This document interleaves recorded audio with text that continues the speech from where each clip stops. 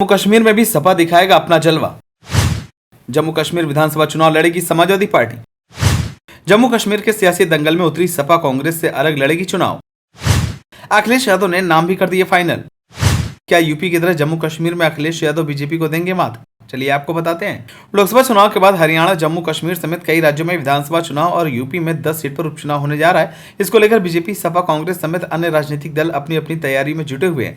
वहीं लोकसभा चुनाव के बाद समाजवादी पार्टी का जोश हाई है। यही वजह है कि सपा यूपी उपचुनाव के साथ साथ अन्य राज्यों के चुनावी दंगल में हाथ आजमाने जा रही है। सपा जम्मू कश्मीर विधानसभा चुनाव में अकेले अपने दम पर कई सीटों पर उम्मीदवार उतार सकती है। दरअसल जम्मू कश्मीर की 90 विधानसभा सीटों के लिए 3 चरणों में वोटिंग होनी है। पहले चरण की वोटिंग 18 सितंबर, दूसरे चरण की वोटिंग 25 सितंबर और तीसरे चरण के लिए 1 अक्टूबर को वोट पड़ेंगे। वहीं 4 अक्टूबर को नतीजे आएंगे। वहीं जम्मू कश्मीर विधानसभा चुनाव के लिए समाजवादी पार्टी ने कमर कस ली है। जम्मू कश्मीर में समाजवादी पार्टी बिना किसी गठबंधन के अकेले अपने दम पर 7 से 10 सीटों पर उम्मीदवारों की घोषणा कर सकती है, जबकि इंडिया गठबंधन की सहयोगी कांग्रेस ने नेशनल कॉन्फ्रेंस के साथ गठबंधन कर लिया है।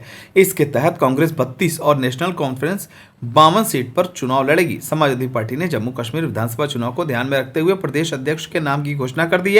जियालाल वर्मा को जम्मू कश्मीर का प्रदेश अध्यक्ष नियुक्त कर दिया गया है। सपा जम्मू कश्मीर की जिन सीटों पर उम्मीदवार उतारने की तैयारी कर रही है उसमें ज्यादातर मुस्लिम बहुल्य सीटें हैं।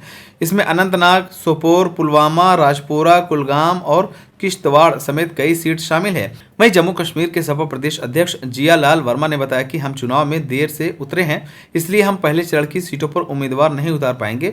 बाकी बचे 2 चरणों के लिए हम कैंडिडेट उतारेंगे। इसके लिए हमारी तैयारियां चल रही है। उन्होंने बताया कि करीब 10 सीट ऐसी है जिन पर चुनाव लड़ने की तैयारी है। अंतिम निर्णय राष्ट्रीय अध्यक्ष अखिलेश यादव से बात करके लिया जाएगा, तब फाइनल होगा कि हम किन किन सीटों पर चुनाव लड़ रहे हैं। आपको बता दें कि जम्मू कश्मीर में आखिरी बार 2014 में विधानसभा चुनाव हुए थे, तब बीजेपी और पीडीपी ने गठबंधन कर सरकार बनाई थी। 2018 में गठबंधन टूटने के बाद सरकार गिर गई थी। इसके बाद राज्य में 6 महीने तक राज्यपाल शासन रहा। इसके बाद राष्ट्रपति शासन लागू हो गया। राष्ट्रपति शासन के बीच ही 2019 के लोकसभा चुनाव हुए, जिसमें बीजेपी भारी बहुमत के साथ केंद्र में लौटी। इसके बाद 5 अगस्त 2019 को सरकार ने आर्टिकल 370 खत्म करके राज्य को 2 केंद्र शासित प्रदेशों जम्मू कश्मीर और लद्दाख में बांट दिया। इस तरह जम्मू कश्मीर में 10 साल बाद विधानसभा चुनाव हो रहे हैं। वहीं आपको बता दें कि समाजवादी पार्टी ने इंडिया ब्लॉक का हिस्सा रहते हुए 2024 के लोकसभा चुनाव में 37 सीटों पर जीत दर्ज की थी। लोकसभा में 37 सांसदों के साथ समाजवादी पार्टी देश की तीसरी सबसे बड़ी पार्टी बनकर उभरी थी। लोकसभा चुनाव के बाद अखिलेश यादव कॉन्फिडेंस में नजर आ रहे हैं। पार्टी को राष्ट्रीय पार्टी का दर्जा दिलाने में लगे हुए हैं, जिसके लिए महाराष्ट्र, हरियाणा और जम्मू कश्मीर में गठबंधन से सीटों की मांग कर रहे हैं।